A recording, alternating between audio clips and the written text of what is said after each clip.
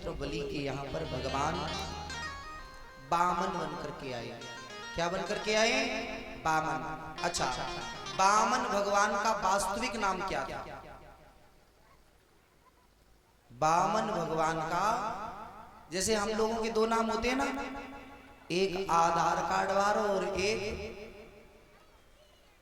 गांव में जो लय हो जाए ना सब है, दो दो नाम सब गाँव गाँव के तो 10-20 हो में महाराज, एक दो की तो कहे को। हाँ, बाकी नाम नहीं की पता ना नहीं कितने नाम है जा में। क्या नाम था?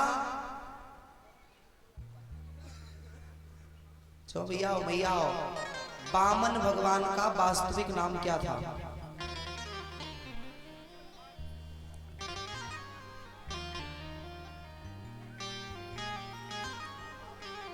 बामन नहीं था? नहीं था, बामन तो नहीं था, क्योंकि बामन तो उन्हें इसलिए कहने लगे कि बामन चाहे तो विद्याएं मान लीजिए, चाहे उंगल मान लीजिए, चाहे, है ना, लोग कहते हैं ना बामन उंगल के थे इसलिए बामन बन गए। और कभी कभार लोग विप्र को भी बामन कहते हैं ना। पंडित जी को क्या कहते हैं? बोले जी बामन आ गए। क्यों? क्योंकि उन्हें बामन विद्याएं हैं, या तो बामन विद्याएं मान लीजिए, बामन कलाएं मान लीजिए, या बामन उंगल, कुछ भी, लेकिन उनका वास्तविक नाम क्या था?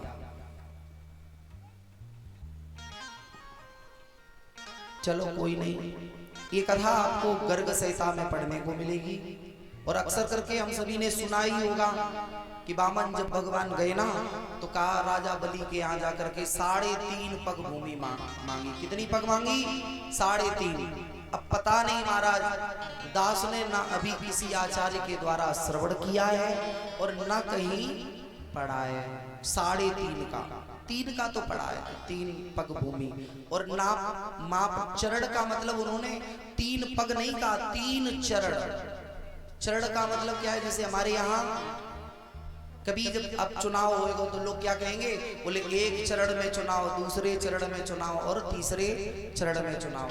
मापने का मतलब है उसके अंदर की जानकारी लेना, मापना। लोग कहते हैं ना भैया तू मेरे हृदय की गहराई को नहीं माप पाएगा या नाप पाएगा। नापने का अर्थ है कि उसके अंदर की जानकारी को लेना। पहले चरण में भगवान ने नीचे के 7 लोगों को नापा या मापा, उसकी जानकारी ली कि आखिर नीचे क्या है। पुनः भगवान ने दूसरा चरण ऊपर को लिया, तो ऊपर यही चरण जाकर के ब्रह्मलोक में पहुंचा।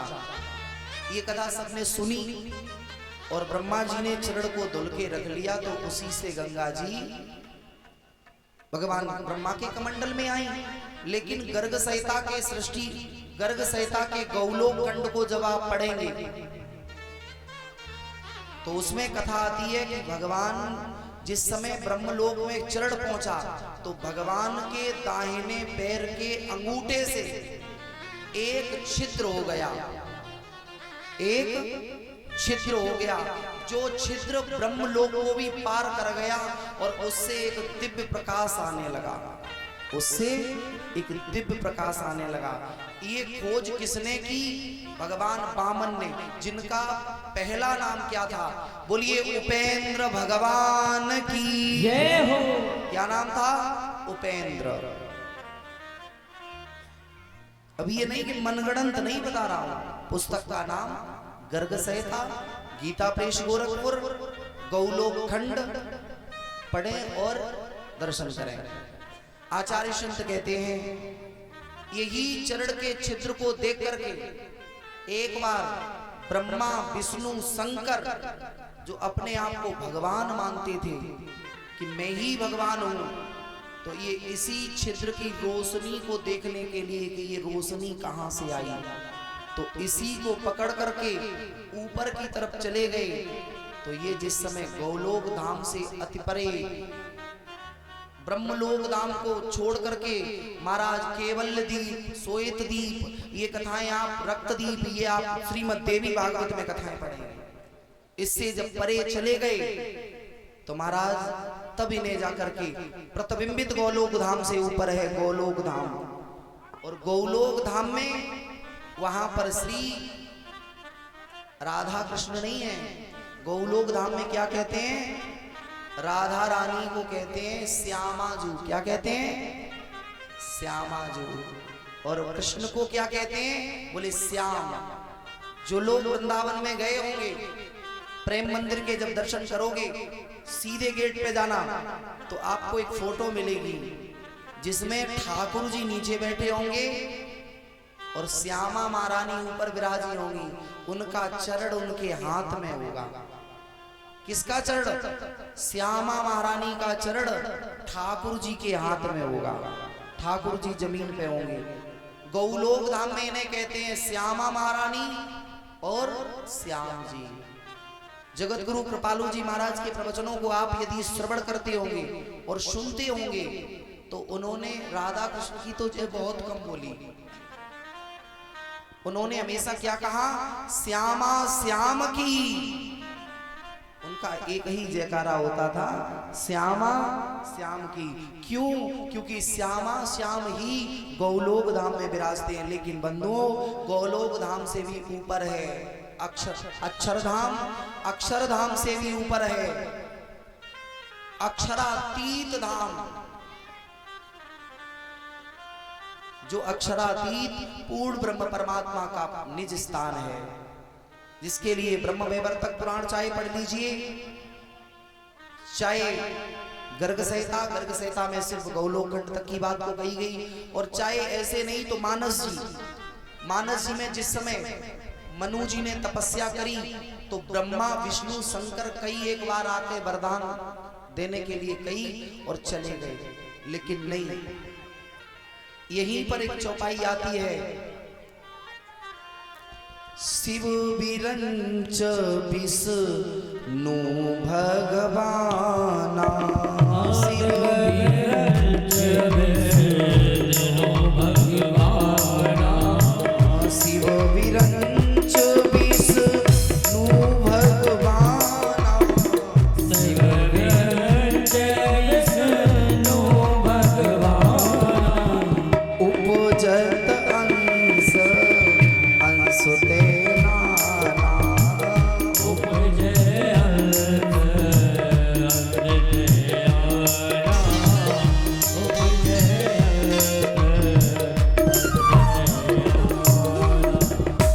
शिव विरंच विष्णु भगवाना।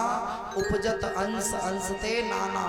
जो परमात्मा पूर्ण ब्रह्म के अंश से भगवान शंकर भगवान ब्रह्मा एक नहीं असंख्य उत्पन्न होते रहते हैं। उपेंद्र भगवान ने इसकी खोज करी। बलि ने यही उपेंद्र भगवान के सामने अंत में तीसरे चरण की बात आई तो बलि ने कहा कि प्रभु दान बड़ा है या दानी? तो बोले दान से दानी श्रेष्ठ है। तो बोले अभी तो तुमने मेरे वैभव को नापा है, अब मुझे नाप लो। भगवान ने अपना चरण रखा। श्री ठाकुर जी ने जब चरण रखा तो कहा परम रोहि वरदान मांग लो। ठाकुर जी ने कहा कि वरदान मांगो। उसकी पत्नी ने एक ही बात कही, बोले अभी थोड़ी देर पहले तो मुझसे मांग रहे थे, अब आप हमसे कह रहे हो वरदान मांग लो। फिर भी यदि देना चाहते हो तो मुझे इंद्र बनना है और कुछ नहीं।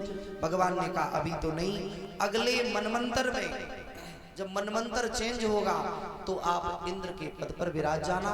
अभी तो आप पाताल लोक में जाकर के विराजो। कहा और कुछ मांग लो। बोले प्रभु मैं जिधर भी दृष्टि करूं उधर मुझे आपके ही दर्शन हो। तो श्री ठाकुर जी आए तो परीक्षा लेने के लिए थे और खुद बंधन में पड़ गए। बामन दरवाजे का महल है, उसमें जहां भी देखते हैं ठाकुर जी नौकरी करते हैं। बीच में बैठ जाता है, कभी कभार चारों तरफ घूमने लगता है तो भगवान चारों तरफ घूमते हैं। इधर धीरे धीरे समय बढ़ा। माता लक्ष्मी को नारद जी ने बताया। मैया बूढ़ी सी मैया बन करके गई और जाकर के लक्ष्मी ने राजा बलि के हाथ में रक्षा सूत्र बांधा। रक्षा सूत्र बांधते समय उसने कहा कि बहन क्या चाहिए? बोले सब कुछ तो है भैया, ये पहरेदार दे दो। बोले तुम साधारण नहीं हो सकती, जो तुम मायापति को छुटाने आई हो तो तुम तो साक्षात माया हो। माता लक्ष्मी ने दर्शन दिए कि मैं स्वयं लक्ष्मी हूं। उसी समय से महाराज कभी भी यदि रक्षा सूत्र जब आचार्य बांधते हैं तो एक ही मंत्र बोला जाता है, ओम ऐन वज्रो बलि राजा दानवेंद्रो महाबला तेन त्वाम प्रतवंदनामि रक्षे माचल। लक्ष्मी ने स्वयं बांध दिया राजा बलि को, और माया जब बांधती है तो वो ऐसे खूंटे से बांधती है, फिर छूटने नहीं देती है। जैसे हम लोग जगत में हैं, और जगत में महाराज ग्रहेड़ी को भी एक माया का ही स्वरूप माना गया है। और ग्रहेड़ी के खूंटे से जब जीव को बांध देती है तो कोई कितना भी भागने वाला हो, जैसे छोरा हो ना उत्पाती, तो लोग क्या कहते हैं, भैया जाके शादी कर दे बस बिल्कुल सही है जावे वो। जाके क्या करते हो, बोले शादी करते हो तो बिल्कुल सही है जावे वो, ऊधम नहीं मचावे वो। कृपा भाई आगे महाराज चारों वर्णों के धर्मों की विवरण आता है। महाराज ईशान कथाएं राजा श्री परीक्षित को श्रवण कराई। आचार्य संत कहते हैं, सुखाचार्य से राजा श्री परीक्षित ने कहा, प्रभु अब आप मुझे ऐसी कथाएं श्रवण कराएं। आपने कहा कि प्रभु त्रेता में भी आई, द्वापर में भी आई, मुझे अब राम जन्म सुनने की इच्छा हो रही है, क्योंकि समय इतना नहीं होता है। हरि अनंत हरि कथा अनंता भांति भांति सब वर्णत संतान। तो महाराज सूर्यवंश में जितने भी राजा हुए, उन सभी राजाओं के यहाँ एक समस्या रही, संतान की समस्या प्रत्येक राजा के यहाँ रही। सूर्यवंश का इतिहास आप देखिए, किसी ने वशिष्ठ जी को बुलाया होगा, किसी ने किसी संत को बुलाया होगा, एक दूसरे को बुला करके पुत्रेष्ट यज्ञ अवश्य होती रही। संतों की कृपा से ही संतानें भई होंगी। इन्हीं के वंश में महाराज एक से एक बड़ा दिव्य प्रतापी राजा हुआ। सूर्य वंश में अनेक राजा हुए महाराज। और आज तिथि क्या है, क्या तिथि है, एकादशी। क्या है, कितनी माताएं व्रत है एकादशी, 1 2 है ना। अच्छा, महाप्रसाद कितने लोग खा के आए, महाप्रसाद कितनों के यहाँ बनाया महाप्रसाद नहीं समझे। अच्छा, तो अब कह रहे चावल कितने लोग खा के आए हैं महाराज, आज तो नहीं बनाए किसी ने। शिवानी तुम नया सुन रहे हो,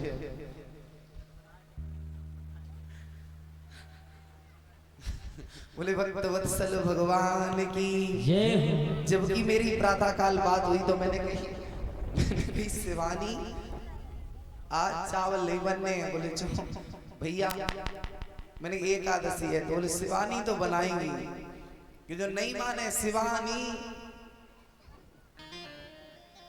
जाने कहूंगी आज दिन तक मानी ही नहीं। शिवा किसे कहते हैं, गौरी। शिवा किसका स्वरूप है, गौरी का।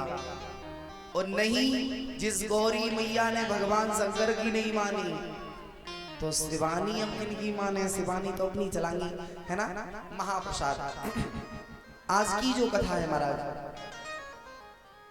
11 सबको करनी चाहिए। एकादशी प्रत्येक जीव को करनी चाहिए। क्यों, क्योंकि एकादशी के दिन जो पाप है ना, वो अन्न में वास करता है। कहाँ वास करता है, अन्न में। हाँ, जो लोग बीमार हैं उनकी तो अपनी व्यवस्था है, शरीर में जैसी सामर्थ्य हो। ऐसा नहीं है कि जैसे लोग कह देते हैं महाराज जल पी करके बिना जल के रही जाती है एकादशी, ऐसा नहीं है। शरीर में जैसा हमारा शरीर बताए, अगर सामर्थ्य है तो निराहार रह करके कर सकते हो, सामर्थ्य है तो जलपान करके, और सामर्थ्य है इतनी भी नहीं है तो एक बार कुछ भी फलाहार वगैरह ले लो। लेकिन अगर ये भी सामर्थ्य नहीं है तो कम से कम 11 प्रकार के व्यंजन बना के पालो। हाँ, लोग 11 रहते हैं, फिर क्या कहते हैं, बोले आज सिंगाड़े के आटे की छन जाने दो पूरी, है ना। आलू ताल लो, उसमें राम रस छोड़ दो। बोले कौन सा? बोले वो आता है ना व्रत वाला, वो खा लेंगे। अब एक बात बताओ भाई, राम रस तो राम रस, चाहे वो व्रत वाला हो चाहे कैसा भी हो, है तो वो नमक ही। जब एक दिन के लिए नमक नहीं छोड़ सकते हो तो ये फिर आडंबर करने से लाभ भी क्या है? ऐसे तो अच्छा एकादशी वास्तविक क्या है कि एकादशी के दिन जो जीव एकादशी खाना छोड़ दो अच्छी बात है, और खाना न छूटे तो भी कोई बात नहीं, लेकिन जो जीवन में एक बार धर्मराज युधिष्ठिर जी ने भगवान श्री हरि से कही कि हे प्रभु, आप साक्षात धर्म है, एक साक्षात धर्म है और एक धर्म का स्वरूप है। क्यों? क्योंकि कृष्ण ही धर्म है और धर्म ही कृष्ण है। धर्मराज जी ने पूछा, बोले कृपा करके मुझे ये बताइएगा प्रभु कि जीव से अगर कोई अपराध बन गया, जैसे किसी ने अपने जीवन में ब्रह्महत्या का पाप लग गया हो, गौ हत्या का पाप लग गया हो, ये यदि पाप लग गए हो तो ऐसे प्राणी को क्या करना चाहिए? तो आचार्य चरण कहते हैं कि तब भगवान ने कृपा करके कही कि वो प्राणी चैत कृष्ण पक्ष की जो एकादशी है, उस एकादशी का व्रत करना चाहिए। इस एकादशी का नाम क्या है? प्रत्येक एकादशी का नाम भी अलग है और प्रत्येक एकादशी की पूजा का विधान भी अलग है। पारायण का समय भी अलग अलग होता है। कभी भी दशमी युक्त एकादशी का व्रत नहीं करना चाहिए। जो प्राणी दशमी युक्त एकादशी का व्रत करता है वो प्राणी अपने जीवन में, हमने किसी संत के द्वारा सुना कि उसे गौ हत्या का पाप तो लगता ही लगता है, लेकिन पूर्व के किए हुए शुभ कर्म उसके विनिष्ट हो जाते हैं। अब जैसे कभी कभार होता क्या है कि एक दिन पूरे सुबह सूर्य नारायण जब उदय होते हैं उस समय लगी होती है दशमी, बाद में लगती है एकादशी, और अगले दिन सुबह सूर्य नारायण निकलने के समय एकादशी रहती है। तो अक्सर करके व्रत कौन सा करोगे? तो सीधी सी बात है महाराज जी, पूरे दिन जो रहती है वो वाला रहेंगे, लेकिन नहीं, जिसमें हमारे यहाँ सूर्य नारायण उदय होंगे, उदया तिथि का हमारे यहाँ ज्यादा मान्यता है। जिसमें सूर्य उदय हो रहे हैं उसी समय में जो तिथि लगेगी उसी से हम हमारे आचार्य चरण गणना करते हैं। जैसे कल भी एकादशी थी और आज भी है। कल वाली कैसी थी? बोले कल वाली दशमी युक्त थी और आज वाली द्वादशी को स्पर्श करेगी, है ना। एकादशी जीवन में अपने में किसने की? भागवत जी में कथा आती है, अम्बरीश जी महाराज ने। किसने की? अम्बरीश जी ने एकादशी करी। एकादशी करने के बाद में अम्बरीश जी ने सोचा कि संतों को प्रसाद पवाएं, तो दुर्वासा जैसे संत जी आ गए। दुर्वासा जी ने कहा मैं पहले स्नान करके आऊंगा, बाद में प्रसाद पाऊंगा। और तब तक महाराज द्वादशी पूर्ण हो रही थी और त्रयोदशी लग रही थी। आचार्यों ने कहा हे राजन, यदि इस समय यदि आपने व्रत का संकल्प नहीं तोड़ा, पारायण नहीं किया, तो त्रयोदशी में पारायण होएगो नहीं। अम्बरीश जी ने कहा क्या करूं, बिना संतों को जिमाए खुद जीमता हूं तो अपराध लगेगा।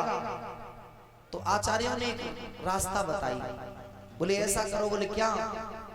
बोले ठाकुर जी का चरणामृत ले लो और इसे कंठ के नीचे नहीं ले जाना, इस तुलसी के दल को ले जा करके मुख में डालोगे तो मुख जूठा हो जाएगा, मुख जूठा हो जाएगा।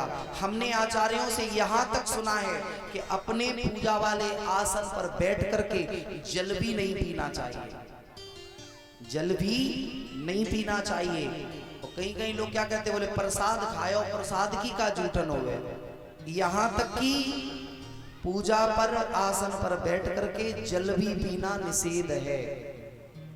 प्रसाद और चरणामृत की तो बात ही अलग है। हाँ, कभी नहीं विपत्ति कालीन अगर कोई विपत्ति का समय है तो आसन पर पी सकते हो जल, अन्यथा नहीं।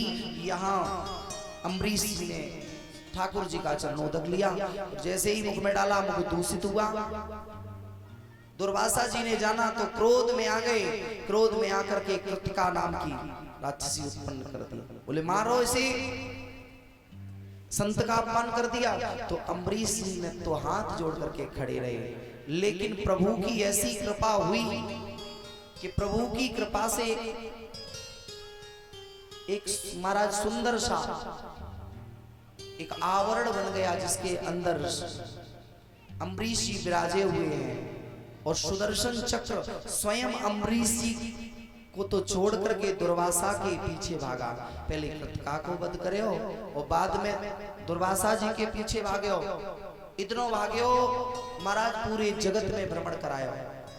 हमने किसी के द्वारा सुना है कि महाराज दुर्वासा जी भागते हुए आए, और भागते हुए आए तो जो हमारे यहाँ महाराज उमरेन से आगे एक गांव है दोबा।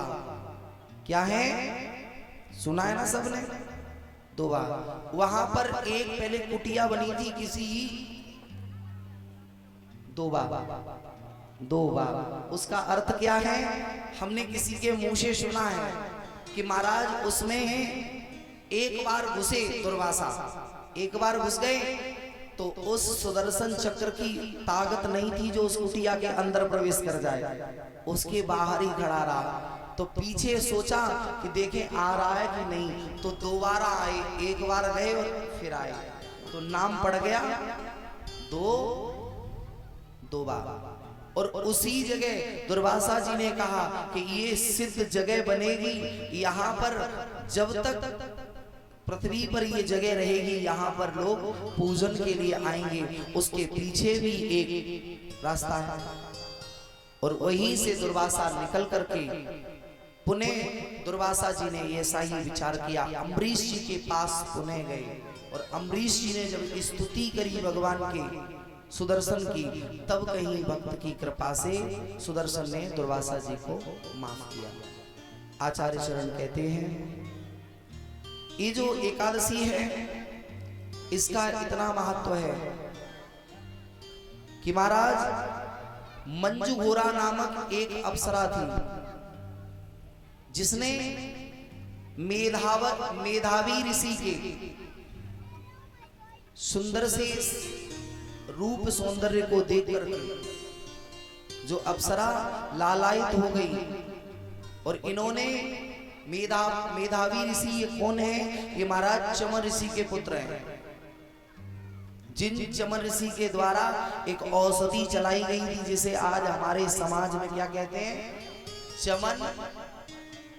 अब वो नहीं रहा, क्योंकि उस समय चमन प्रकाश कुछ और था। चमन ऋषि ने पाया तो एकदम तरुण हो गए। अब बारो तो गचड़ पचड़ में आवे। अब पतंजलि को तो नाम ही नाम है, बामे वो नाम है। पहले तो मानो चमन ऋषि ने पाया तो एकदम तरुण बन गए। सुकन्या के साथ जिनकी शादी हुई थी, इन्हीं के पुत्र मेधावी ऋषि हैं। मेधावी ऋषि ने महाराज 57 वर्ष तक इस वैश्या इस अप्सरा के साथ में रहे। अंत में पूछा कितना समय हुआ, जब ये जाने लगी तो मोह बढ़ गया संत के जीवन में। तो कहा अभी मत जाओ। बोले नहीं मैं तो जाऊंगी। और महाराज जीवन में कितने भी बड़े वीतराग संत हो, और जब जीवन में वासना आती है, जब जीवन में लक्ष्मी आती है, और जब आती है तो बड़ी प्रसन्नता से आती है, और जावेगी तो कष्ट दे करके जाती है ना। एक बार मौका सभी को देती है माता लक्ष्मी, एक बार सबको कृपा करती हैं, सबका मन समझाने के लिए आती है। जब ये अप्सरा जाने लगी, ऋषि ने मना किया तो इसे श्राप दे दिया, जा तू पिशाचनी हो जा। पुणे महाराज इसके ऊपर अपने पिता से जाके पूछा कि मैंने एक अप्सरा के साथ जीवन बिताया, भोग विलास किए, अब मेरी मुक्ति कैसे होगी, मैंने उसे श्राप भी दे दिया। तो उन्होंने कहा जाओ, जाकर के तुम चैत्र कृष्ण पक्ष की जो एकादशी है उस एकादशी का व्रत करो। इस व्रत के प्रभाव से तुम्हारे सारे पाप विनिष्ट हो जाएंगे। और इस एकादशी का इतना बड़ा प्रभाव है महाराज, और कथा के मध्य में एकादशी पड़ जाए तो ये तो ऐसे मान लो जैसे सोने पे सुहागा, एक मुहावरा होता है ना, सोने पे सुहागा। क्योंकि इसी एकादशी के लिए संत तरसते रहे और हम सभी कितने बड़भागी हैं। भैया या को पकड़ो नहीं तो उड़ जाए। हाँ उड़ रहो है भैया, टेंट वाले देखे रहे व्यवस्था का। बोले भक्तवत्सल भगवान की। अब वो टेंट वालों कह रहे है ना कि देखो जब एकादशी का संयोग है, एकादशी में पाप उड़ जावे तो टेंट उड़ जावे तो कोई बड़ी बात है। पाप कितने भारी भारी हो में, पाप तो इतने भारी भारी हो में महाराज, हृदय में इतना बोझ लेके डोल रहे, लेकिन भगवान की कथा है। हाँ हम लोग आए हैं तो हो सकता है कोई पवन देव भी आ सकते हैं कथा सुनने, नहीं आ सकते, आ सकते कोई भी आ सकता है। हम लोग एक बार नहीं आ सकते लेकिन देवता अवश्य में आएंगे। हम लोग जो सोचेंगे पड़ोस की बहन जावेगी तब ही जाएंगे, लेकिन देवता नहीं सोचेंगे पड़ोस वालों जावेगा तब हम जाएंगे। जाको नंबर आयो, संकल्प बोले हो गए वही आ जावेगो, है ना। तो महाराज एकादशी वास्तव में है क्या? जो 5 कर्मेंद्रियां, अध्यात्म विषय क्या है? 5 कर्मेंद्रियां, 5 ज्ञानेंद्रियां, कितनी हो गई? 10, और एक हमारा मन। इन सबको विषयों से खींच करके जो भगवान में लगा देता है, ऐसे जीव की सच्ची होती है एकादशी।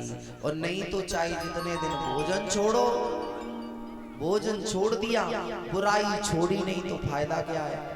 भोजन छोड़ दिया, लड़ाई छोड़ी नहीं तो फायदा क्या है? भोजन छोड़ दिया लेकिन किसी की चुगली करना छोड़ा नहीं तो लाभ क्या है ना। जब हमारी इंद्रियां विषयों से तृप्त, विषयों से खींच करके भगवान की तरफ लगा दें तो समझ लेना चाहिए कि अब हमने जीवन में एकादशी कर ली है। ऐसी एकादशी अगर कोई जीव करता है और किसी मरणासन व्यक्ति को यदि एकादशी दान कर दी जाए तो उसकी भी मुक्ति है जाए। आचार्य संत कहते हैं इन्हीं के वंश में अनेकानेक राजा भये, इसी में खटवांग हुए। खटवांग, जिन खटवांग राजा ने 2.5 घड़ी में ही भगवान को पा लिया। कितनी देर में? 2.5 घड़ी में। एक घड़ी कितने मिनट की होती है? 24 मिनट की। संत कहते हैं एक घड़ी आदि घड़ी, आदियु में पुण्याद, तुलसी संगत साधु की हरे कोटि अपराध। 2.5 घड़ी में ही राजा खटवांग को मोक्ष मिला। खटवांग के दीर्घबाहु हुए, दीर्घबाहु के रघु हुए, और रघु के यहाँ महाराज अज हुए, अज के यहाँ महाराज दशरथ हुए। अब दशरथ क्या है? फिर वही चिंतन होगा कि कैसे जीव के यहाँ भगवान आते हैं। अब इसके 2, 3, 4 भाव हैं, क्योंकि मानस ही तो नहीं कहूंगा, सिर्फ 10 मिनट मात्र मानस जी पे चर्चा करूंगा। क्योंकि जब तक कोई जीव शिव कथा नहीं सुनता है तब तक वो राम कथा सुनने का अधिकारी नहीं होता है, और जब तक राम कथा नहीं सुनोगे तब तक कृष्ण कथा में प्रवेश नहीं होगा। अब ऐसे समझ लीजिए, शिव कथा सुनोगे तो जीवन में क्या आएगा? भगवान शंकर ने अपने जीवन में सिर्फ योग किया। क्या किया? भजन, योग। योग का मतलब जोड़ना, शिव का मतलब है जीवन में स्थिर होना। शिव एकदम समाधिष्ट रहना। कोई भी किसी भी स्थिति में दुख हो सुख हो, लेकिन हम अपनी जगह पर अड़िग रहे। गृहस्थी में है, परिवार में है, जैसा भी समय है वैसा आराम से करें। जब जीवन में मंत्र के प्रति प्रेम होगा, गुरु के प्रति श्रद्धा होगी, तो भगवान शंकर क्या है? बोले विश्वास ही भगवान शंकर का स्वरूप है। हमारे अंदर भगवान के प्रति विश्वास होगा।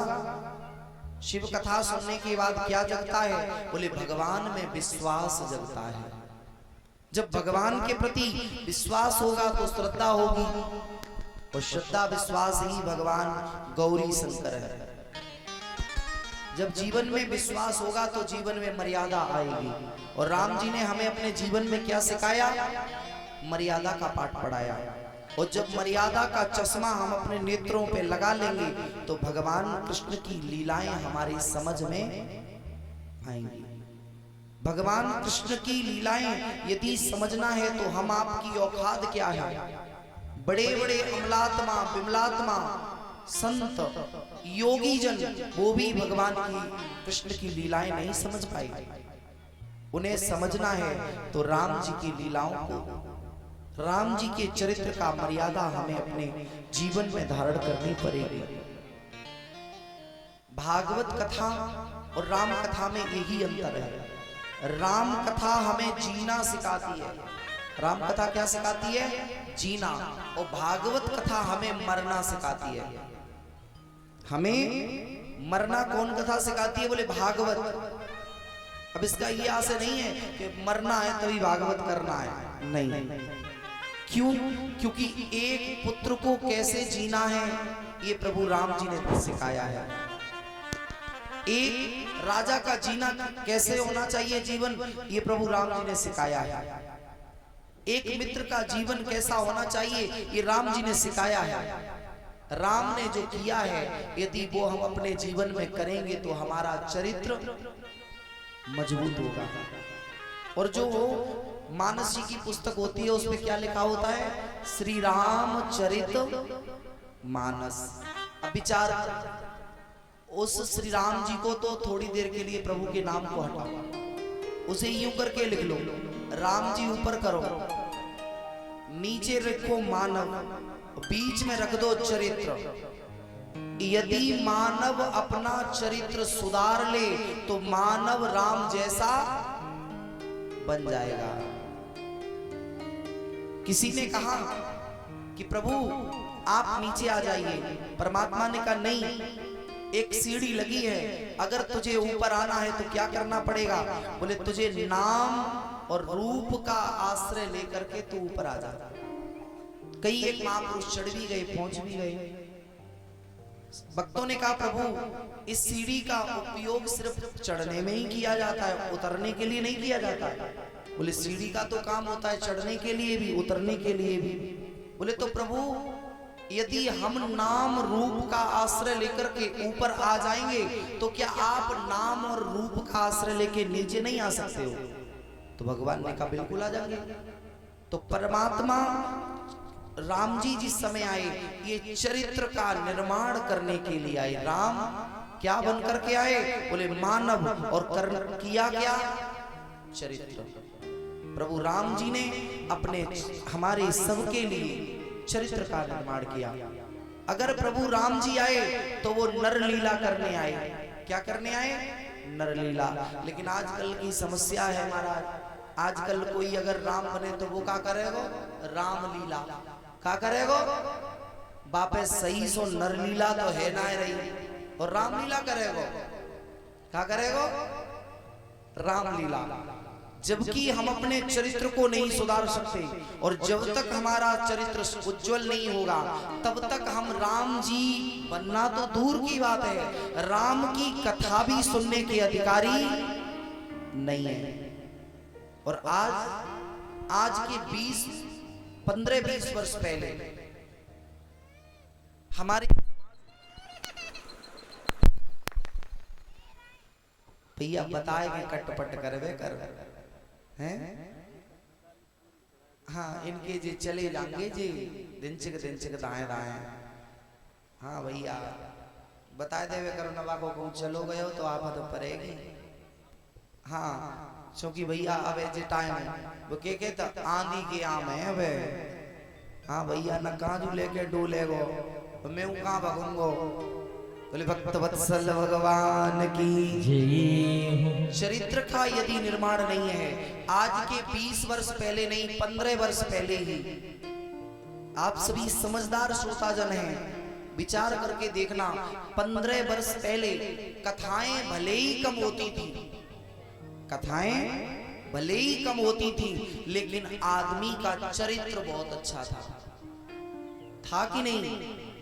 लेकिन आज की स्थिति क्या है, यहां से यदि आप मैनपुरी तक जाएंगे या कन्नौज तक जाएंगे तो ज्यादा नहीं 10-20 पांडाल आपको मिल जाएंगे लगे।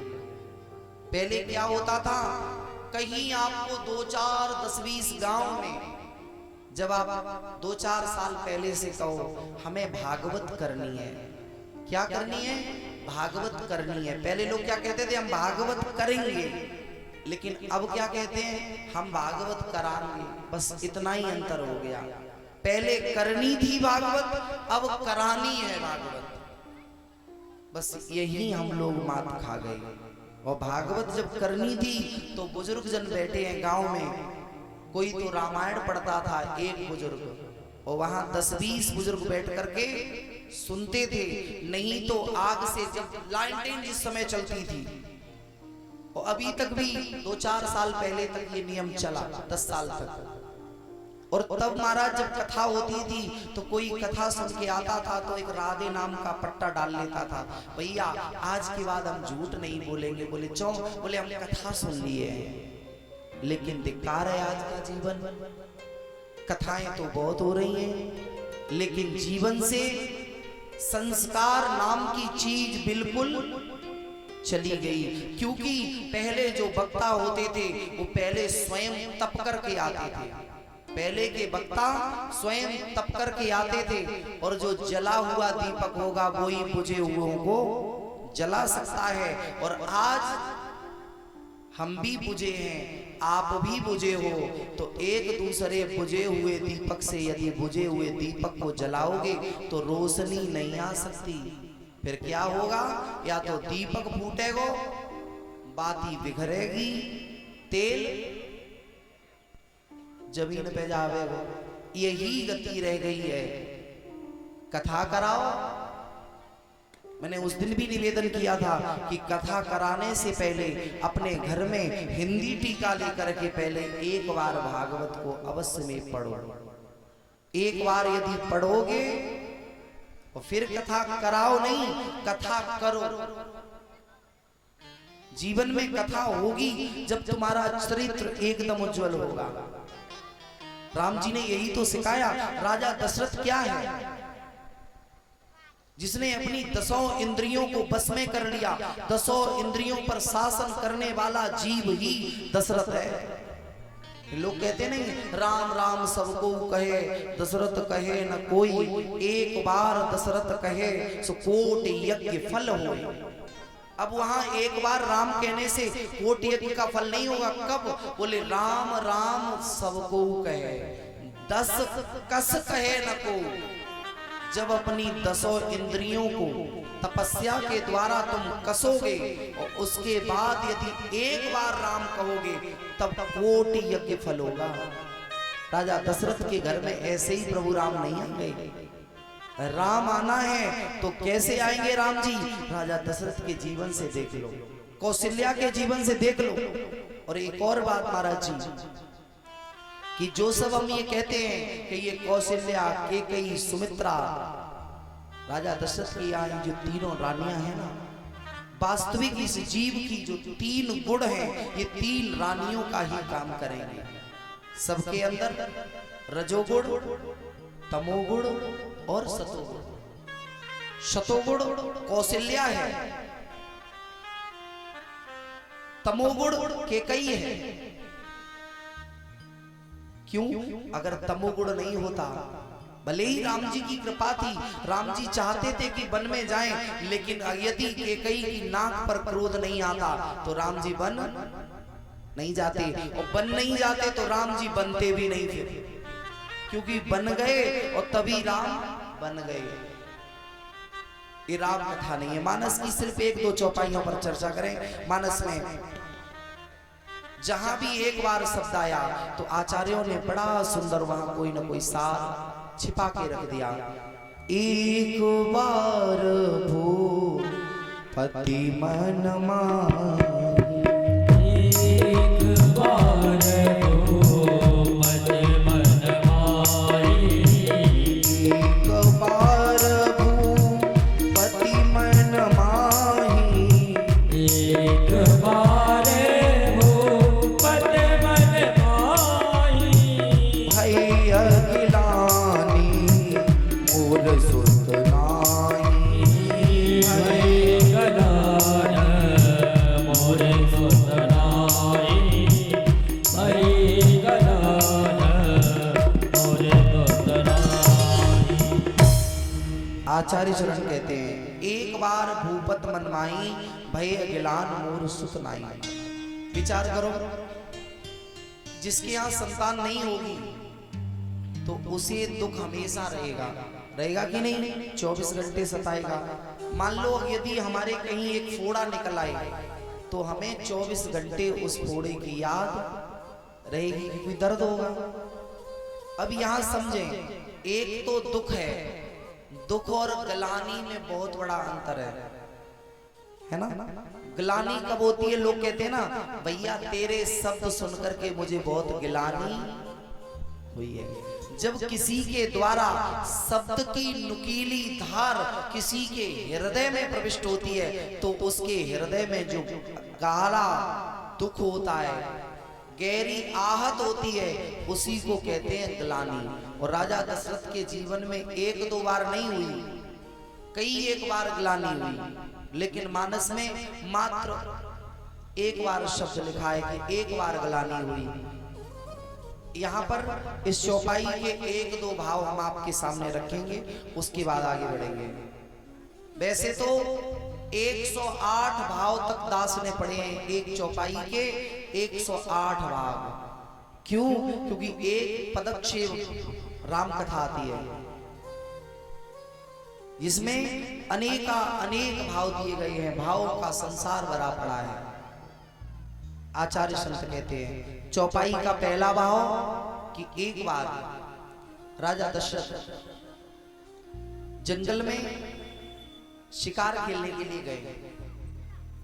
राजा दशरथ जिस समय शिकार खेलने के लिए गए तो एक मृग और मृगी अपने बच्चों के समेत गए।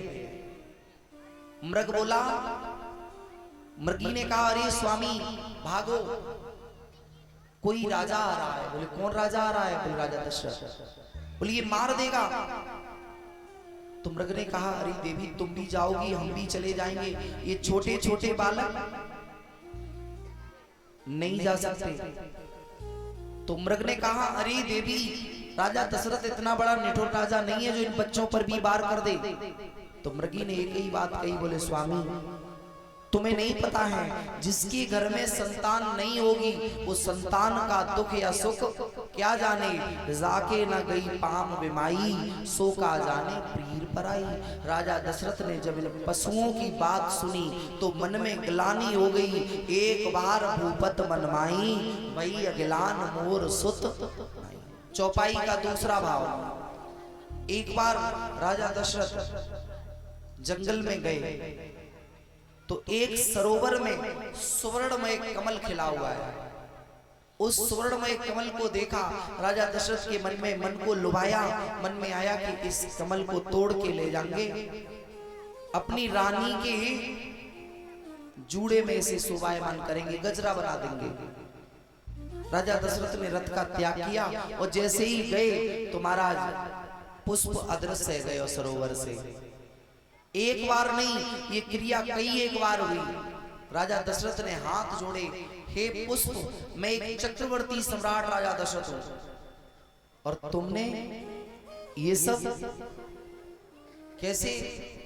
तो उसी समय आचार्य चरण कहते हैं कि वही आकाशवाणी हुई, मानो उस पुष्प ने ही कह दिया हो कि हे राजा दशरथ तुम्हारे जीवन में कोई पुत्र नहीं है और मुझे निसंतान प्राणी स्पर्श नहीं कर सकता। तो राजा दशरथ के मन में ग्लानि हो गई, इसीलिए मानस में लिखा, एक बार भूपत मन माही भय अगिलान मोर सुत। चौपाई का तीसरा भाव। एक बार राजा दशरथ की राज्य में अकाल पड़ा। जब राजा दशरथ के यहाँ अकाल पड़ गया तो ज्योतिषाचार्यों से पूछा। ज्योतिषाचार्यों ने कहा कि आपके राज्य पर शनि की दृष्टि है गई है। क्या है गई? शनि की दृष्टि है गई है। शनि की जो पावर है वो उसके नेत्रों में है। तो संत कहते हैं राजा दशरथ शनि से युद्ध करने के लिए आकाश मार्ग में गए। शनि ने पीठ फेर ली। और महाराज सूर्य वंश के जो राजा हैं उनका नियम है कि कभी पीठ फेरे हुए छतरी के ऊपर वार नहीं करते। राजा दशरथ ने ललकार लगाई लेकिन शनि सामने नहीं हुए तो राजा दशरथ वापस आने लगे। उसी क्षण शनि ने दृष्टि करी और राजा दशरथ कहा, हे राजा दशरथ, हमने जाना है तेरे बाजुओं में बड़ी ताकत है, आ जरा मेरी तरफ एक बार देख कर तो देख, मैं भी तो देखूं तू कितना बड़ा बलशाली है। राजा दशरथ ने जैसे ही पीछे को नजर किया, दृष्टिपात की, शनि की दृष्टि से एक अग्नि की ज्वाला निकली जिससे राजा दशरथ का रथ जलने लगा। जिस समय राजा दशरथ का रथ जलने लगा, आकाश से नीचे गिरने लगा। इधर एक पर्वत पर संपाति का भाई जटायु बैठा है। उसने देखा कि ये कोई धर्मात्मा राजा है। दूर से देखा, गया अपने पंखों पर लिया और लेने के बाद में अपने जमीन पर उतारा। राजा दशरथ ने बाद में देखा तो यही कहा, अरे तुम तो मेरे मित्र हो, क्योंकि राजा दशरथ और जटायु की पहले मित्रता हो चुकी थी। उन्होंने कहा, भैया हाँ, तुमने मेरे प्राण बचाए हैं, तुम मुझसे कुछ वरदान मांगो। जटायु जी ने कहा, कोई वरदान नहीं चाहिए। बोले नहीं, कुछ तो वरदान मांग लो। तो जटायु ने एक ही वरदान मांगा, हे भाई, यदि कुछ वरदान देना चाहो तो आपको सबसे ज्येष्ठ पुत्र होए वो मेरी चिता की अंत्येष्ट क्रिया कर दे। राजा दशरथ ने वरदान दे दिया, लेकिन यही बात सिद्ध कब हुई? जिस समय विश्वामित्र जी आए और विश्वामित्र जी ने राम जी को मांगा तो उस समय राजा दशरथ ने चौपाई में क्या कहा, सब सुत प्रिय मोए प्राण की नाही, राम देत नहीं बनत गोसाई। क्योंकि मैं राम को पहले ही किसी और को दे चुका हूं और जो वस्तु एक बार दान में चली जाए उस पर मालिक का कोई अधिकार नहीं हो सकता। सब सुख दे सकते हैं लेकिन राम जी नहीं दे सकते। राजा दशरथ के मन में ग्लानि कब हुई? जब महाराज दर्पण को देखा, कान के पास में एक बाल सफेद हो गया, एक बाल सफेद भया। तो राजा दशरथ को लगा कि हमारे यहाँ तो नियम है, रघुकुल रीत सदा चली आई, प्राण जाए पर वचन न जाए, लेकिन मेरे वचन की पूर्ति कैसे होगी? जटायु को दिया हुआ वरदान कैसे पूर्ण होगा? आचार्य चरण कहते हैं, राजा के जीवन में जब कोई पंथ नहीं सूझा, और ये नियम भी सही है, संत जी इधर बैठवा के कहां पार्टी छोड़ के जा रहे हैं, कहते आओ जी तखत की व्यवस्था है, तखत पे व्यवस्था काट, तखत पे बखत काटवाएगा स्वामी जी।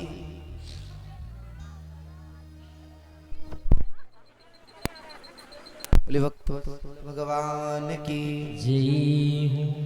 राजा के जीवन में जब कोई पंथ नहीं आया, और ये बिल्कुल सही भी है, जब हमारे जीवन में समस्याओं का पहाड़ हो, समस्याएं ज्यादा हो, बहुत ज्यादा दुख आए, तो उस समय कहां जाना चाहिए?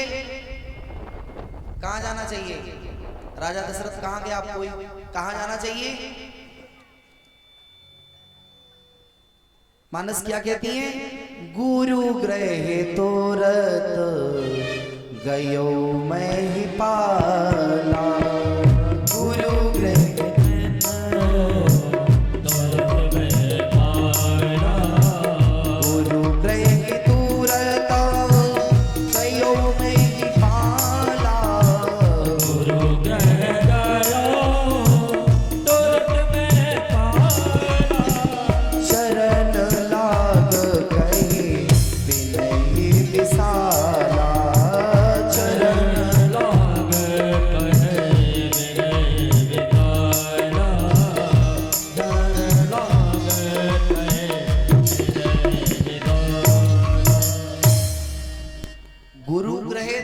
गयो मही पाला।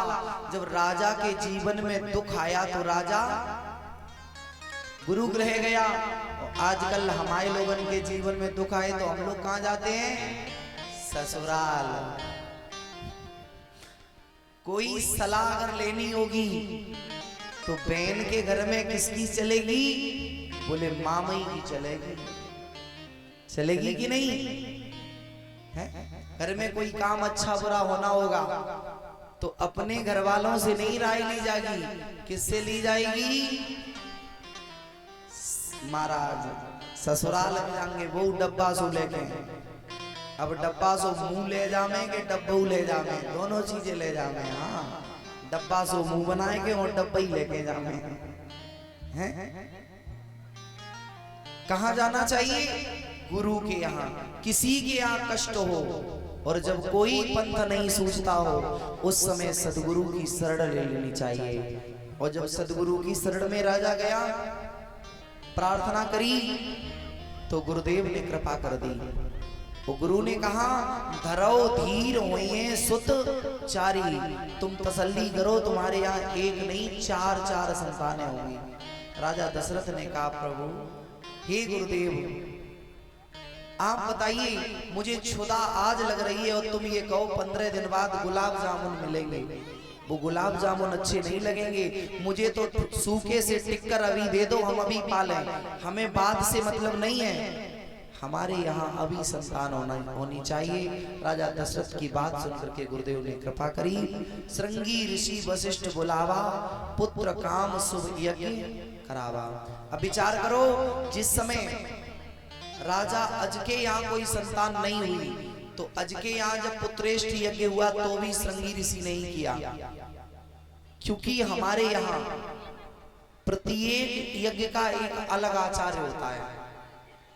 कोई तो जैसे बीमारियों के अलग अलग डॉक्टर होते हैं ना, हार्ट स्पेशलिस्ट, हड्डी स्पेशलिस्ट, माइंड स्पेशलिस्ट, ऐसे ही यज्ञों के अलग अलग आचार्य हैं। इसमें से ही पुत्रेष्ठ यज्ञ के स्पेशलिस्ट हैं महाराज श्रृंगी ऋषि। श्रृंगी ऋषि जी को बुलाया, सुंदर सा यज्ञ कराया। भगत सहित मुनि आहुति दीनी, प्रगटे अगिन चरु कर लीनी। हाथ में ली, राजा से कहा राजा इसे ले जाकर के अपनी पत्नियों को दे दो, इसे पाकर के तुम्हारे यहाँ संतान होगी। आचार्य संत कहते हैं राजा दशरथ लेकर के गए तो पहले अर्ध भाग कौशल्य देना, आधा मैया कौशल्या को दयो, उभय भाग आधा कर देना। आधे में से आधा करके कौशल्य सुमित्रा को दिया और केकई को दिया। हमने एक संत से सुना है और कहीं पढ़ा भी है कि यही सुमित्रा मैया का भाग एक चील उड़ते हुए ले गई। चील ले गई तो नील पर्वत पर माता अंजनी तपस्या कर रही थी, उनके हाथ में जाके डाल दिया। जब मैया सुमित्रा के यहाँ भाग नहीं रहा तो कौशल्या माँ ने अपने में से आधा भाग दिया और आधा दिया केकई मैया ने अपने में। तो महाराज 2 भाग पाए हैं सुमित्रा ने। इसी कारण से सुमित्रा मैया का एक छोरा हो गया कौशल्या मैया के छोरा के साथ और एक छोरा है गयो केकई मैया के छोरा के साथ। महाराज संत कहते हैं कि हनुमान जी भी राम जी के सगे भाई हैं। और हमने एक जगह ये भी सुना है कि महाराज विभीषण जी भी राम जी के सगे भाई हैं। अब ये भाव अलग अलग राम कथा जब कभी जीवन में कृपा होगी भगवान की करुणा तो कभी मौका ऐसा लगता है तो राम कथा विस्तार से होगी तो आपको ये भी बताएंगे कि विभीषण कैसे भाई हैं। इधर भगवान जिस समय 4 दिन से हरि गर्भे आए, सकल लोक सुख संपत्ति छाए। भगवान ने सोचा मुझे चलना चाहिए। चैत्र के महीने में ही भगवान राम जी क्यों आए? इसका कोई तो कारण होगा। राम जी ने सोचा कि हम चरित्र का निर्माण करने के लिए जा रहे हैं तो हमारी नववर्ष कब से शुरू होती है? चैत्र से। कुछ लोग कहते हैं दिसंबर से। दिसंबर में इंग्लिश वाली है। अब हमारी यहाँ जब संवत चेंज होगा उस समय प्रभु राम जी ऐसे समय में आई, चैत्र के महीने में नवमी तिथि है। नवमी तिथि में ही भगवान राम जी आए। लेकिन भगवान राम जी के जीवन की एक विशेषता देखो, भगवान राम जी का जन्म भी नवमी में ही हुआ और हमारा जन्म उत्सव भी नवमी में ही मन गया। लेकिन कृष्ण जी आए तो अष्टमी में और जन्मदिन मना महाराज नवमी में। नवमी में ही तो बधाई बजी, यशोदा के यहाँ कब बजी? नवमी में, सुबह ही, रात्रि में जन्म भयो और दिन में। प्रभु राम जी ने सोचा कि हम तो नवमी तिथि के पास गए। जिस प्रकार से 9 का अंक अपने में पूर्ण है, ऐसे ही प्रभु राम जी का चरित्र अपने में पूर्ण है। राम जी ने नवमी के दिन सोचा मैं जा रहा हूं। महाराज मैया कौशल्या आंगन में विराजी है। दिन के करेक्ट 12 बज रहे हैं। ऐसी स्थिति में श्री ठाकुर जी ने सभी ग्रह अनुकूल किए और ठाकुर जी महाराज प्रकट होते हैं। जैसे ही प्रकट होते हैं, मैया ने कहा अरे प्रभु, यहाँ मैया ने स्तुति करी भगवान की, जिसे हम सभी जब प्रातः काल आरती गाते हैं तो सभी लोग गाते हैं, भाई प्रगट कृपाला दीन दयाला कौशल्या हितकारी। आए हम सभी बड़े भाव से गाएं और उसके तत्पश्चात मंगलमय कथा। भई प्रगट कृपाला, भई प्रगट कृपाला दीन दयाला कौशल्या हितकारी। हरे सीते में तारी मुनि मनहारी, अद्भुत रूप विचारी। तो अभिरामा तनु घन श्यामा, निज आयुध भुज चारी। भूषण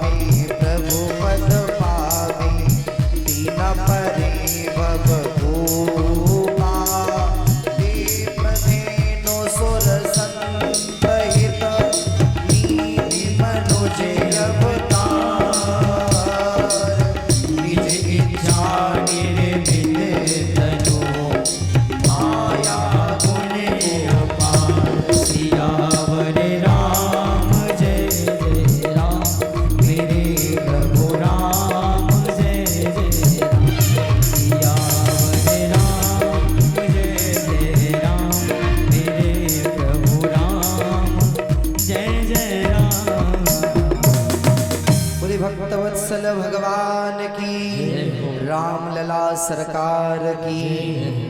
महाराज मैया ने जो स्तुति करी है ना, इसमें पूरी राम कथा कह दी।